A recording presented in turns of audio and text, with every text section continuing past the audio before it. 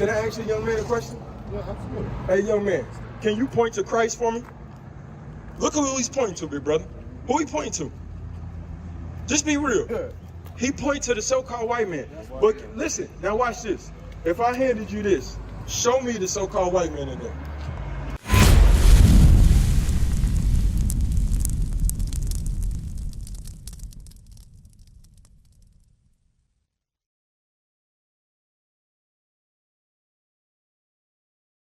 She said, what's the difference between us and the Moors? So what we're showing her, just what he's showing you, we was taken into captivity by two groups.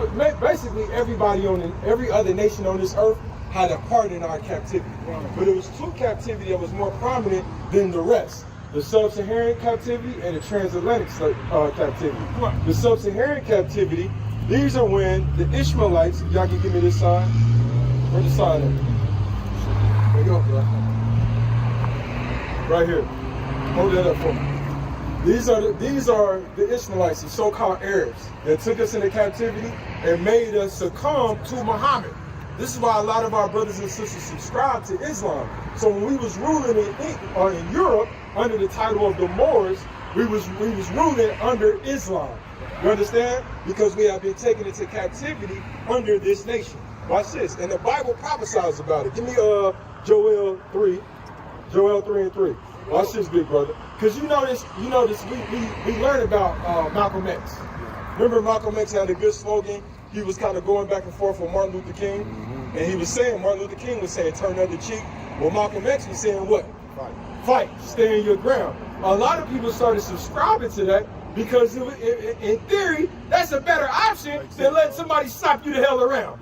You understand? That's not what Christ taught. You understand? Because Martin Luther King hadn't come to the full understanding of Christ.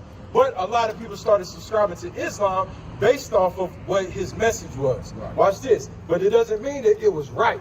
Watch this. Watch.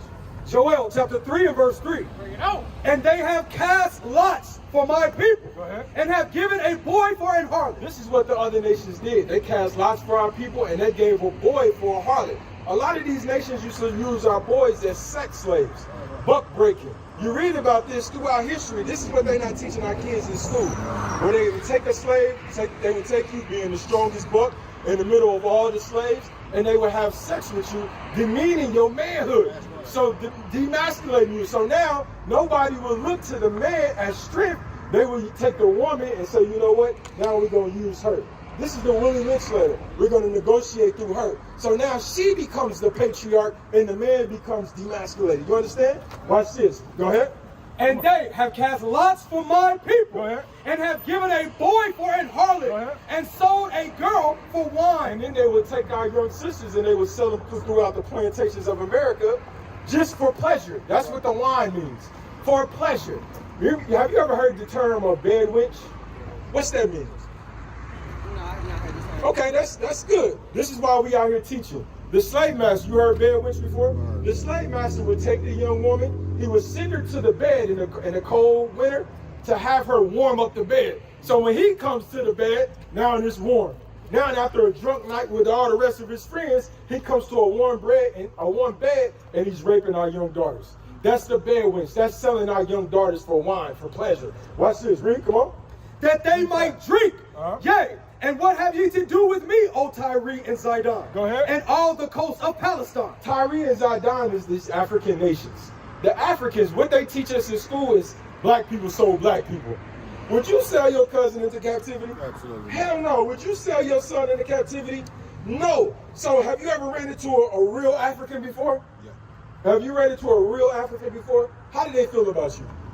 They don't. Come on, talk to me. They don't mess with us. They don't mess with us. Nah. Because we not the same people. Right. Just because we black, that don't mean we're the same people. Right. You get a Chinese man and a Japanese man together, that does not mean that they're the same people. If you call one of them the other, they're going to tell you, oh, they're going to correct you. I'm Chinese. I'm Japan. You understand? So listen what the Lord is saying. Right there, read it from the top.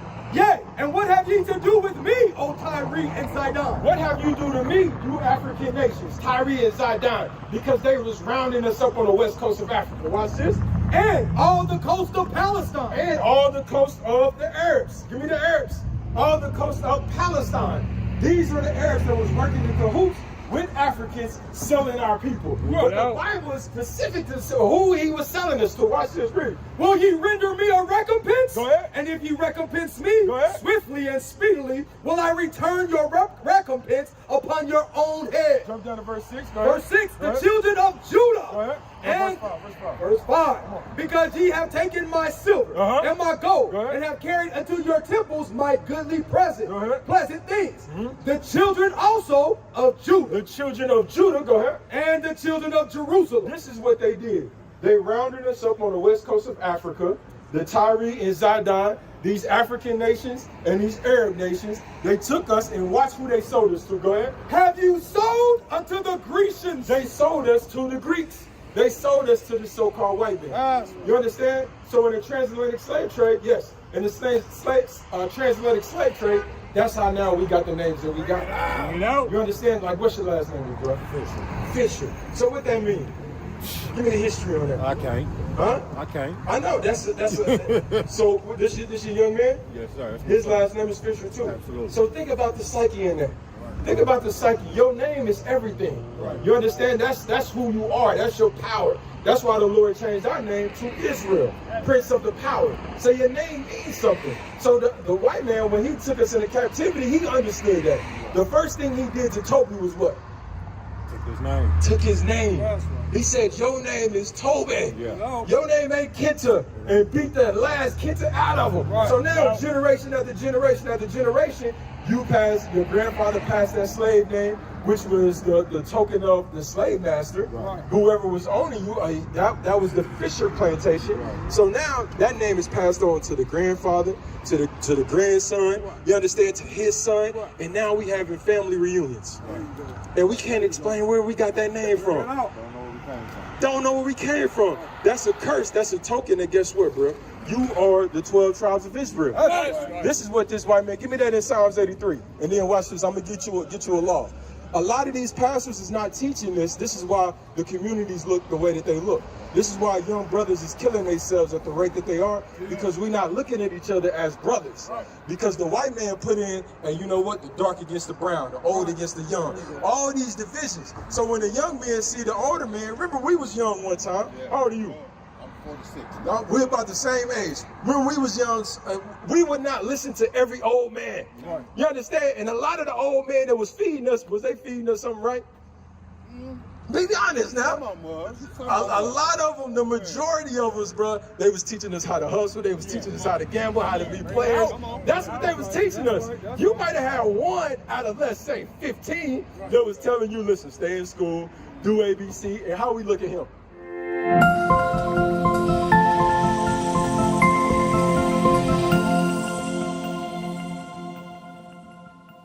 Him. That's my father, so you know he came to me. But okay, well, how did the rest of the family look at him? Like a square? You understand? Like, damn, look at this brother. He taking care of you, bro. You with that one damn wife? Look at all these hoes I got. You still with that one wife? That's how the black community look. But that's a curse according to the Bible. Watch this, big brother. Psalms chapter 83 and verse 1. Keep not thou silence, O God. Go ahead. Hold not thy peace and be not still, O God. Go ahead. For lo, thine enemies. Thine enemies is everybody that's not on this sign, big brother. Where you see yourself at on this sign? And I'm going to show you how crafty it is. Where you see yourself at? First one. The first one, you be from the tribe of Judah, right? Your father be a so-called African American, which really don't make sense when we think about that. That's two different continents that we subscribing to. We can't be from two places at one time. You understand? Watch this. Go ahead. For lo, thine enemies make a tumult. So the enemies of God is everybody outside of the 12 tribes of Israel. Why? Because we was the God's chosen people. He didn't choose every nation on this planet to be his people. So if you don't choose every nation, of course you have a disdain towards God. So you become an enemy of God. Watch this, read. And they that hate thee have lifted up the head. Go ahead. They have taken crafty counsel. He said these people, these other nations, particularly the so-called white man, he said they have taken crafty counsel. The crafty counsel is, here you have the Bible. Can I ask you, young man, a question? Yeah, absolutely. Hey, young man, can you point to Christ for me? Look who he's pointing to, big brother. Who he pointing to? Just be real. He points to the so-called white man. But listen, now watch this. If I handed you this, show me the so-called white man in there. show me where you read that Christ is a white man. He can't do You it. ain't gonna find You it. know why? Because It's not that's in there. not in the Bible. Yeah, it's not in there. These are crafty. Let me show you something, big brother. Let me show you something. I want you to hold that, and then I want you to go to Revelation chapter 1 and 14. These are the crafty counsels that particularly this so-called white man in cahoots with the rest of the nations did against you, big brother. Right. Watch this. Read this. This is the book of Revelations, chapter 1 and verse 14. Watch this, big brother. Watch this, big brother. What's your name, bro? What's your name, big brother? Drizzle. Drizzle, watch this. His head and his hairs were white like wool. We read in the description of Christ. It said his head and his hairs were white like wool. Young man, touch the top of your hair. Touch the top of your hair. Look, that's wool. He's describing what Christ is. He said it was white like wool. Watch this, read. As white as snow. Go ahead. And his eyes were as a flame of fire. And he said his eyes was as a flame of fire. My brother, listen up, bro. Hey, bro, big bro, listen up, listen up. Watch this. We're showing you, he said his eyes was as a flame of fire. Look at this man's eyes right here. What color is his eyes, bro? Blue. Huh? I guess blue. His eyes are blue. That's the image that's in our grandma's house, that she got above her damn bed, that she prayed to every night, and that she is still in our mind, this is Jesus. You understand? But we read in what? What his eyes color? And his eyes were as a flame of fire. He said his eyes was as a flame of fire, big brother. Hey, now watch this. Hey, bro, watch this. Because listen, you interrupted. You interrupted right now. You understand? We bringing out the word. The scriptures talk about somebody that come and cause confusion. And I know this ain't what you're trying to do. But those that cause confusion, you following after this so-called white man. Right. You understand? If you bring any type of confusion to the situation that we trying to show that, because we asked the young brother, hey, what color is Christ? And who he point to? So we trying to cast down imagination in his mind that this is not Christ. Right. That Christ actually looks like him. And we showing him where he can substantiate that. If somebody asks him with evidence. So you not out here in an ignorant state. Now watch, we reading it, come on. And his feet like unto fine brass. He said his feet was like fine brass. What color is brass, big brother? Brown.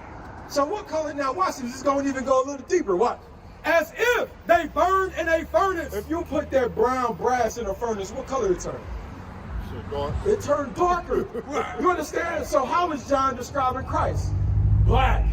So if he put this image right here, this go back to that Psalms 83. Watch this, read. Psalm chapter 83 and verse 3. Go ahead. They have taken crafty counsel against thy people. This is the crafty counsel that he's taking against our people. First he took your name, now he take your God. Because the God, this black Messiah is only a God of the 12 tribes of Israel. That's right. So let me change the image. Let me put this image in there because I know niggas won't read. Niggas just want to smoke, drink, and get high and have sex, whore their women out. I can put this image all over, even though I don't change it in the Bible that Christ is a black man. And I know you won't read to understand that. What is the nation?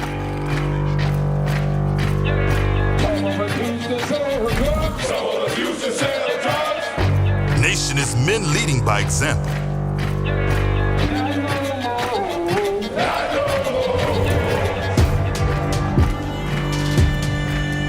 Nation is family.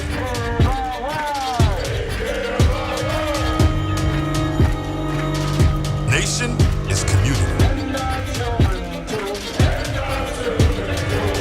Nation is children with role models.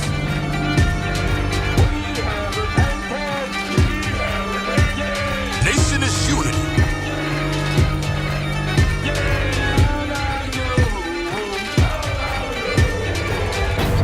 Nation is you. And finally, my brethren, be strong in the Lord, His word, His word.